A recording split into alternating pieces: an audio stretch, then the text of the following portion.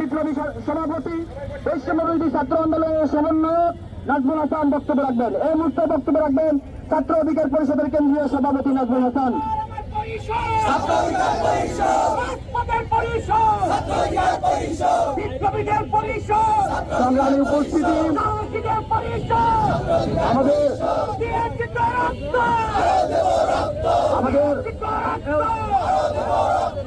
সংগ্রামী উপস্থিতি, আমাদের পাশে একটি প্রোগ্রাম রয়েছে, যার কারণে আমাদের প্রোগ্রাম সংক্ষেপে শেষ করতে হচ্ছে। ঢাকা বিশ্ববিদ্যালয় শাখার সভাপতি সহ গুরুত্বপূর্ণ বিভিন্ন ইউনিটের নেতৃবৃন্দদেরকে আমরা বক্তব্য দেওয়ার সুযোগ দিতে পারিনি বলে আমরা দুঃখ প্রকাশ করছি। আমাদের এখানে আজকে দাঁড়ানোর স্পষ্ট বাধা আমরা দিতে চাই। বর্তমান সরকার 2000 শহীদের রক্তের উপর দাঁড়িয়ে গঠিত একটি সরকার, কিন্তু আমরা দেখতে পাচ্ছি সরকারে বসে গিয়ে মন্ত্রিসভা গঠন করে তারা জুলাই সনদকে বিভ্রান্তি দেখাতে চায়।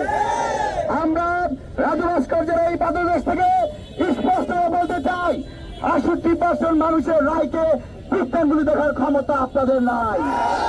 আমরা দেখতে পাচ্ছি এই অভ্যুত্থানের মধ্য দিয়ে একজন নির্বাচিত নেতা 70 বছর পর বাংলাদেশে এসে জনগণের প্রত্যেকে ভোটের মধ্য দিয়ে প্রধানমন্ত্রী হয়েছে।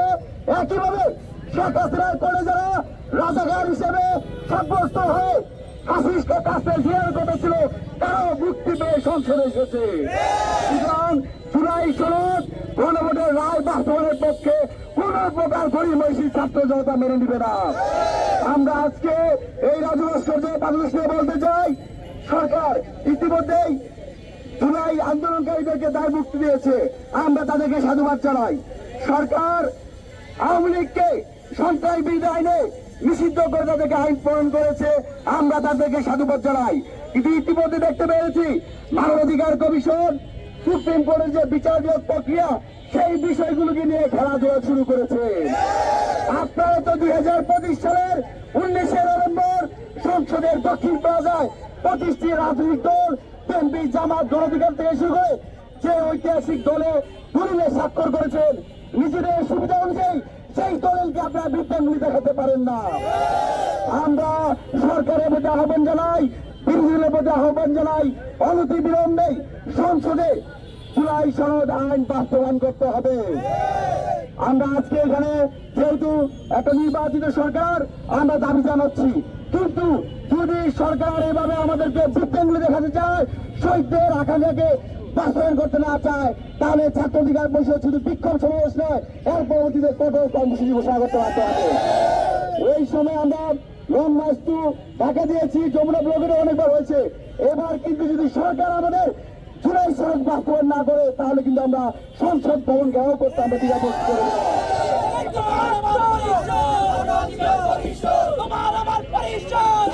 আমাদের বক্তব্য স্পষ্ট, গণভোটের যে রায় এসেছে, সেই রায়ের প্রতি সম্মান দেখে, শহীদদের আকাঙ্ক্ষার প্রতি সম্মান দেখে সরকার জুলাই সনদ বাস্তবায়ন করবে। পাশাপাশি আরেকটি কথা বললেই নয়, আমরা এমন একটা বাংলাদেশ চেয়েছি যেখানে দৈত্য দেওয়া হবে না, পারিবারিক তন্ত্র কায়েম করবে না। কিন্তু বাংলাদেশের একটি ঐতিহাসিক বিষয়, আমাদের আবেগের জায়গা সেই ক্রিকেট বোর্ডকে তারা পারিবারিক ক্রিকেট বোর্ডে রূপান্তরিত করেছে। শেখ হাসিনা যেমন ক্রিকেট বোর্ডকে ধ্বংস করেছে, অন্তর্বর্তীকালীন সরকার সাবেক উপদেষ্টা আসিফ মাহমুদ তার নিজস্ব দলীয় লোককে প্রত্যেককে যারা কমিটি দিয়েছে, তারই ধারাবাহিকতায় বিএনপিও তার নেতাদেরকে সেই বিসিবিতে দায়িত্ব দেওয়া হয়েছে। আমরা বিসিবিকে স্বায়ত্তশাসিত প্রতিষ্ঠান হিসেবে সরকারের এই নগ্ন হস্তক্ষেপকে নিন্দা জানাই। একই সাথে আজকের এই সমাবেশ থেকে ছাত্র অধিকার পরিষদ স্পষ্টভাবে বার্তা দিচ্ছে, অনতি বিলম্বে সুপ্রিম কোর্টে আমাদের যে সচিবালয় করার প্রস্তাবনা দেওয়া হয়েছে, সেই প্রস্তাবনা আমার মেনে নিতে হবে। মানবাধিকার কমিশনে যে অধ্যাদেশ বাতিল করার প্রস্তাবনা পাশ হয়েছে, সেটাই সংসদে আবার পুনরুত্থাপন করতে হবে। সংবিধান সংস্কার অবশ্যই অবশ্যই অবশ্যই করতে হবে। ধন্যবাদ জানাই সাংবাদিক বন্ধুদেরকে।